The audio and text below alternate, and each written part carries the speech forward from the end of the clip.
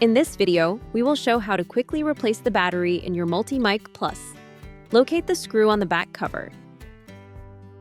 Using a Torx screwdriver, carefully remove the screw.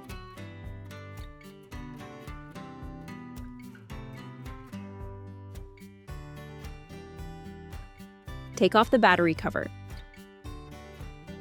Lift out the battery using the tab and disconnect the cable plug.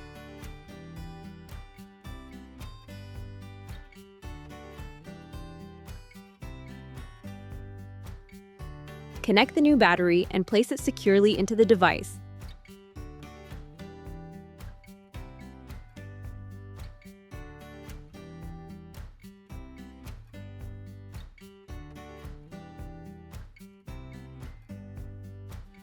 Close the battery cover. Insert and tighten the screw.